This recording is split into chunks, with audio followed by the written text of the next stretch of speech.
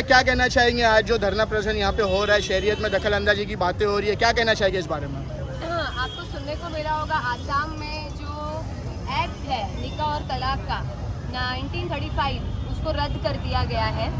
और उसमें ऐसा बोला गया है कि वो इसलिए रद्द किया गया है कि चाइल्ड मैरिजेस ना हो,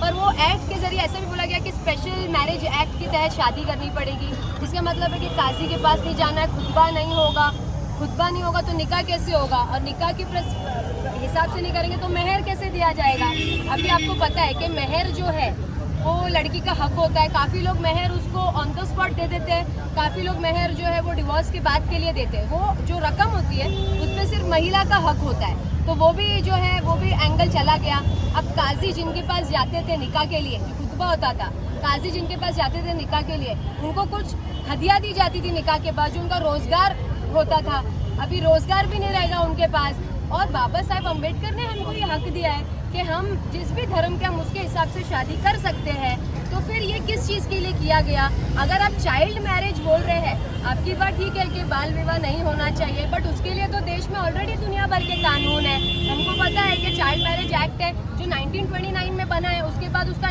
अमेंडमेंट हुआ, क्योंकि पहले 14 साल लड़की की उम्र थी, 18 साल लड़के की उम्र थी, फिर उसके बाद उसको इंडिपेंडेंस के बाद अमेंड किया गया, 15 साल लड़की की उम्र कर दी गई, 18 साल लड़के की उम्र कर दी गई, फिर 1978 में फिर दोबारा उसको अमेंड किया गया, 18 साल लड़की की उम्र कर दी गई, 21 साल लड़के की उम्र कर दी गई। तो ऑलरेडी हमारा, और वो जो भारत देश का कानून है तो पूरे देश में कायम होगा, चाहे आसाम हो, चाहे महाराष्ट्र हो, चाहे बिहार हो, कहीं भी हो, सब जगह पे वो इम्प्लीमेंट होगा ना। तो जब ऑलरेडी चाइल्ड मैरिज को लेके लॉ है, आप उस पर अमल बजाओ नहीं करो, ये नए आप रद्द करना या उसको कुछ चीज़ें बनाना, आप लॉज ऐसे होंगे ही नहीं, क्योंकि शरीयत, हम तो शरीयत को मानते हैं और ज़िंदगी भर शरीयत को मान के चलेंगे इंशाल्लाह। तो ऐसे लॉ बना के मतलब नहीं है जिस पे इम्प्लीमेंटेशन ना हो। सिर्फ आप एक बुक बना के मत रखिए जिस पे आप लॉ बनाए जा रहे हो, रद्द किए जा रहे हो, इम्प्लीमेंटेशन ज़ीरो है, मैन पावर आपके पास है नहीं इम्प्लीमेंट करवाने के लिए लॉज। ये सिर्फ एक टैक्टिक्स है